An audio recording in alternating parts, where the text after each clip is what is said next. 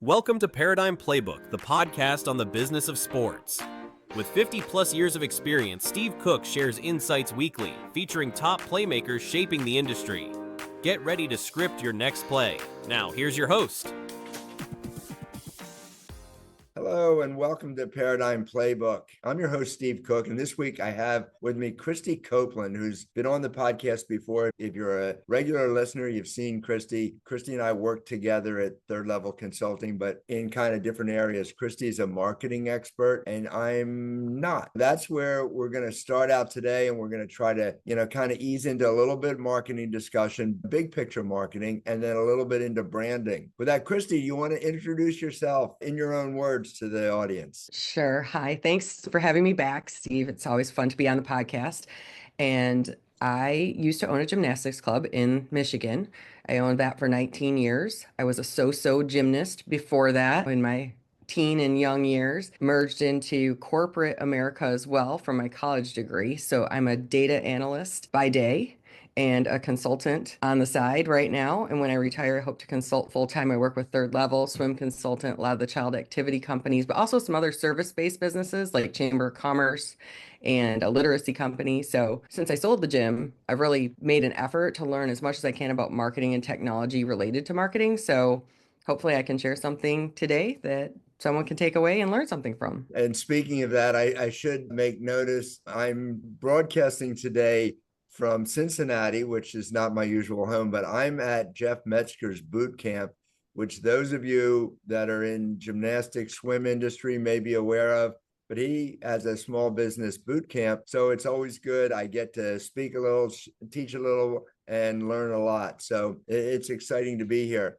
So with that, let's dig right into the idea of strategic marketing. I want to start at the big picture. If you're developing a marketing plan, and let's say you're an entrepreneur with a relatively new business, what are the must-dos? Where does it start? Where does the marketing strategy start? Like we were talking about a little bit ahead of time, it really starts at the top of their business strategy. So you've got your mission, vision, values, culture, and all of that needs to come into how they're going to brand their business. Is their logo going to be fun? Is it going to be serious? Is the branding going to be informative? Are they always going to be funny?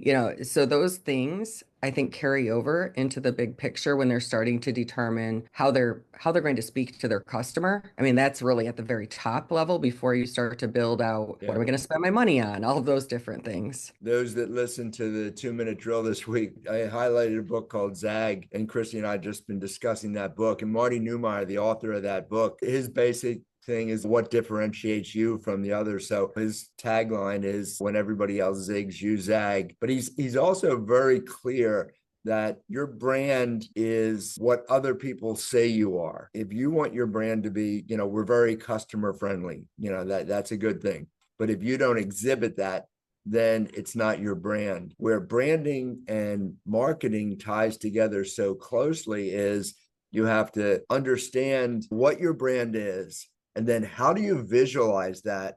And if you're going to put it on ads, flyers, social media, website, if you want to say you're customer friendly, then you have to have things within your business that create other people or encourage other people to say, well, they're really customer friendly. Let's talk about a few specifics. How important is a logo in overall brand positioning? Well, I think to start with, it really doesn't have any importance because nobody knows who you are, right? But finding something that is recognizable, especially if you're small and you're going to be in the community, something that's recognizable, readable, all of those things I think are super important because it will stay with you over time and people will recognize you by that. Then you can just put that small logo on things. They know that's who you are instead of having to put, like you said, your whole description out there. They'll start to recognize it that way. And we find a lot of the new businesses do logos without a lot of expertise. And it really takes some expertise from a marketing perspective to have a logo that is readable, usable in all areas. Now with all the digital marketing that we do, we've got to really check our colors, sizing, fonts, things like that to make sure that when we put it on something that the public needs to read, that they can read it. Yeah, so ultimately your logo is something that's going to be connected to pretty much everything you do. When you advertise, it's there. And I guess it's the tying thread that pulls it all together. It's on your building, it's on your t-shirts, it's on your website. And I think some people do an excellent job of keeping it simple, repeatable, and recognizable. And then others sometimes get a little bit complicated. And this is just my vision. As I said, I'm not a branding expert, but if you try to say, well, this quadrant represents health, and this quadrant represents sanity, and this represents children's development, and it's so complicated that no one knows, just a heart would do better. I don't know how important it is to be unique. It's got to be repeatable. I know that. Let's compare some commonly known logos. Are like, McDonald's is the arches, Nike's the swoosh. Does anybody really know what Nike swoosh stands for? So I think that's the wing of a Greek god, I think, is where it originally came. But it's just the swoosh. It's the side of the sneaker. And I think the other thing too is people try to get overly fancy. And I know we don't want to go into logo setup in this conversation, but cursive. I mean, children today are not learning cursive in school. And so I see a lot of new businesses trying to be really fancy with a cursive logo. And if you don't do cursive that actually looks like a true handwritten font, people can't read it now. This next generation might not know what it says. I don't even know if they teach penmanship in school anymore. But yeah, I have trouble reading adult handwriting when I ask them to write something. That's even hard because everybody is in digital, and they can write better with their thumbs than they can with their hand. Other pieces to the brand, we're going to get into marketing in a minute, but other pieces to the brand other than logo. So we're trying to relay how we look to the public. And let's say we are going to put this on a flyer. You mentioned color. And we're in the children's business. So is it better to be bright, bold, or is it better to be subdued and relaxing? Well, with that, you want to have two. You want to have one that's all light colors that you can put on a dark background, and one that's all dark colors that you can put on a light background. And people make the mistake of using middle colors, kind of like some pastels or light blue. It can't go on dark, it can't go on light. So then you can't have the two sets of logoing. But the other thing, just to jump into what we talked to a little bit, is the branding voice. It's not just what you see, it's what you hear. So if I look at that logo, does it look fun? Does it look caring? Does it look serious? I know with my gym, we wanted to be the gym of the community. I mean, we were at every single event there was, and the gym across town was the gym of champions. I mean, national champions. And it was great because we worked great together. We had a great team, but we were not the serious gym. And so thinking about what it would sound like, not just what it would look like too, and trying to put that in your fonts, in your actual logo, but then you have that same voice as well. It's funny. I talk to a lot of gym owners and say, tell me what your business represents. And they, well, we're fun, we're smiles, we're laughter, we're kids, we're giggles, we're all that. And the name of your business is South Bend Gymnastics Academy. Maybe that's good if the parents want their kids to get more schooling. But if a kid hears academy, he's thinking more school. More school means homework, and I don't want to go there. And I'm stealing other people's names, but things that I just like. But fit and fun gymnastics, or head over heels gymnastics, or silly dilly gymnastics, or whatever it is. I think that there's other ways to name your business that portray what you are. And if you are that one that is going to develop high-level gymnasts, Champions Gymnastics is probably a pretty good name. So I like it. Any further thoughts on the name? And then I want to swing into taglines. Well, one of the things I know you and I have talked about before is trying to have something that's not so long. Yeah. You can narrow it down. When Christie says we've talked about this, she means she's reprimanded me for doing this wrong. No. So let's say we don't want our name to be Champions Gymnastics, Ninja Swim, and whatever. Like one of the companies, Salem Gym and Swim. It's short enough that it can go on a logo. Solar Gym and Swim. Try not to overdo it with the names of every last thing that you include. And if the words could be shorter. They definitely work better from a visual perspective. And the shorter terms also allow for expansion of programming too. Salem Gym means a lot more than Salem Gymnastics. So the gym could be for fitness. It could be for other competitive sports. The gym could be anything, and you don't know where you're going in the future. I know we all think we do, but you don't know. Things happen and life changes. So I like that. And swim and gym is better than gymnastics and competitive swimming. So let's try slogans. How do you develop that? I mean, is that just you need someone who's real creative to come up with that? Well, back then, I think it was in a room full of people with brainstorming and a whiteboard. And today it can be on a chat GPT AI Yeah. conversation where if you teach, we'll reference chat GPT probably more than others, but whatever one you prefer, I say teach it who you are, work back and forth and say, hey, give me 10 ideas for my tagline. Give me 10 ideas for my slogan. You can look at those 10, pick what you like, say, I like number 1, 3, and 5, give me some more. And that's how I've done a lot of my different titling for webinars, workshops now, because you can use that as your brainstorm partner because you might not have a group of people to do it with. If you have a group of people, still work with that as an additional source of ideas. I think you can add suggestions. Can you give me that same idea with alliteration? Or can you give me rhyming words or An acronym. yeah, an acronym, Yeah. something that's going to be a great acronym. I think all those things. And again, they're only things that you want to be repeatable or reusable. Then you have to connect them to the reality of what you do.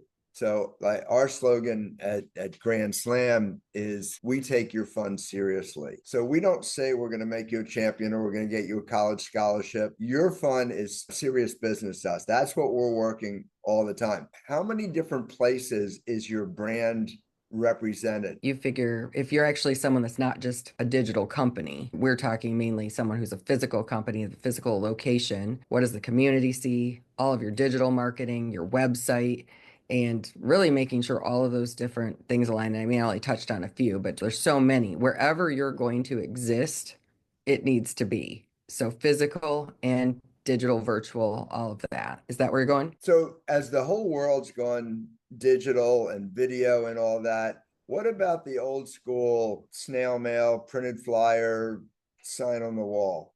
Well, How that's coming back. Snail okay. mail is back. And a ton of these marketing companies, big marketing companies, are really encouraging that again because people are getting their credit card bills by email. I mean, all the mail that they used to get, they're not getting anymore. So when you do get that great color postcard that has happy kids on it and swimming kids that, and you've got something about you can prevent drowning. 88% of drownings are due to someone not knowing how to swim or having swim lessons. I mean, that type of thing will resonate with a parent. And I think that snail mail is back. So it's good to think about and to include in your annual marketing plan and budget just to hit the people that don't want to read another email. I'm starting to see more of that too. We're in an age where people don't like to read as much. So if you can do more with pictures and visuals, I think it gets through to people. If they can look at something and get the gist of it in 20 to 30 seconds, I think that's great. If they look at the bottom and it says continued on back, I'm probably never going to get that far. I'm not going to read it. I also think sometimes we forget a good portion of our branding is conveyed through simple conversations of our staff, starting with how we answer the phone. Some people answer the phone with just Salem Gym and Swim. How may I help you? Which is fine. You get the name out there. We don't have a strict way of answering the phone at our place, but we do a lot of birthday parties. And some of our staff have gone to answering the phone. It's always a party at Grand Slam. And, it makes people chuckle. Yeah, sure. It's like that simple greeting. And the fact that there's a story behind what you're doing. There's a story behind the business and how you got there. And I think everybody needs to know that story. And when you can get your whole staff telling the same story, you're just this far away from your customers telling that story and becoming your best marketing arm. One quick thing, just back to the snail mail. Now with QR codes, that's the other thing is you don't have to type out, www.paradigmplaybook.com. It's like, here's your postcard, scan the QR code to sign up, scan the QR code to get on our list, or whatever you want to do. They can get to that right away. They'll use their phone. So I think that's one thing to always think about now whenever you're doing anything is to keep that QR code available. Okay, so I'm going to swing into more of the marketing side of it and the strategic look at marketing. And we had this discussion earlier that I'm a big fan of the one-page marketing plan. And basically, it's one page that says what you're trying to sell, who you're selling it, and how you're going to collect the information. And that goes on a page. So if you have gym and swim, say one page is just going to be for gym, or one just for preschool gym, and one for competitive gym, and one for rec gym. And you're promoting or marketing each program individually on one page. The other side is let's make a brochure and put everything we do in one piece or one piece of literature. I think of it like your website is your brochure now. When I get to the website, I need to see that individual page, but then the overall website that shows me everything is your brochure. So that way, if I don't know exactly which thing I want, the biggest thing is making sure it's easy to navigate. And so, an actual printed brochure, I don't know how often people are really doing that anymore. I mean, I'm sure I see some out there, but I think if you think about it in terms of your website and the clarity, that should help you do it, whether it's in print or digital. I really like your comment on it. It's the ease of navigation that makes the difference. Like, I hate it when I go to a website. I want to find out when they have adult fitness classes for seniors. So that's what I'm looking for. And I've got to go through all the swim lessons. I've got to go through it. And maybe that's all just a matter of effective web design. I don't know. Maybe that's where that falls. But if the person looking for preschool gymnastics doesn't see that, is it still called a homepage? Is it still okay? If they don't see it there, do they click through and say, well, here are your gymnastic options, and here's competitive, this, and all the way down the bottom is, so did I have to go too far to get to gymnastics? Are we better with more options on homepage or fewer options? Well, you're better with a menu at the top that gets you where you want in the lowest number of clicks to get there. Like what you just described for your experience. I mean, the average person is going to be distracted after about 30 seconds now, if we're lucky, right? We have them for 10, probably. So within 10 seconds, they have to be able to figure out what they're doing or they've gone on to something else. But hopefully we keep them for a little longer and they keep reading, but if they can't find it in 10 seconds, they're gone. I think that's probably true, whether it's printed, a poster on the wall, or your website. Where's the first dollar I spend? Is it to get my name out there and say I do a lot, or is it targeted at getting feedback on one thing? That's a tricky question. That's why I asked the expert. I think it depends on it. What are your goals? So if your goal is to grow enrollment, you want to grow enrollment, then what are your ways you're going to grow enrollment? Well, one of the most inexpensive ways today, and we're doing this in 2025, is Facebook, Instagram marketing. Right now is probably your least expensive way to get great exposure targeted to the right demographic in your community. And then you say, okay, what can I do physically? Am I going to join the Chamber of Commerce? I'm going to spend a couple $100s a year to join the chamber because my chamber's great and they're going to get the word out. I think it really depends. So that question is somewhat vague to me as far as how you make the decision. I think you start with the goals and then decide how you're going to spend it. Like you said, the first dollar. Does a dollar get you anywhere on a billboard? No, but does it get you somewhere on Facebook? It might. But is the first dollar spent on a generalist point of view? I'm going to send something out and I don't know whether it's going to hit an adult, someone who's interested in learning gymnastics, preschool, mommy and me. I don't know where it's going to go. So do I put everything in, or do I just send something out and say, right now, I'm just targeting preschool gymnastics? That's what I want to sell. And then next week I promote competitive. Absolutely. You are spot on there. So if I'm running a campaign for infant toddler swim, I don't want to include that in, oh, and by the way, I train triathletes, because your market is totally different unless you've got that mom who's an Ironman. right? Yeah. Then maybe she's looking at both, but probably not. So no, absolutely targeted because you're going to spend so much less money doing it that way versus doing the overall, like what you described. Oh, I do this and we have team and we have all these different things. Yeah, focus in on like even a chamber of commerce. The golf outing might draw a totally different crowd than your community expo. Yeah, yeah. I think sometimes we make the mistake of linking the wrong picture to the message. We have a great preschool gymnastics, and here are 5 level 10 gymnasts with medals around their neck. Okay, the picture doesn't link to the message. It's real important that the visuals, not to get into the psychology of sales, all decisions are made emotionally, justified logically. So our emotional decisions react more to visuals and pictures. If you want to get kids into a preschool program, you can say that you teach them this and you teach them balance and understanding and all that. It's better to show a smile, a giggle. All those things will get you more than a description of, the world problems that you're solving. Or a picture of your empty gym. I see this all the time, and I made that mistake. I would get a scissor lift and go up to the ceiling and have this wide span panoramic view when no one was in the gym. I made so much more progress when I actually took pictures of kids out there doing something fun.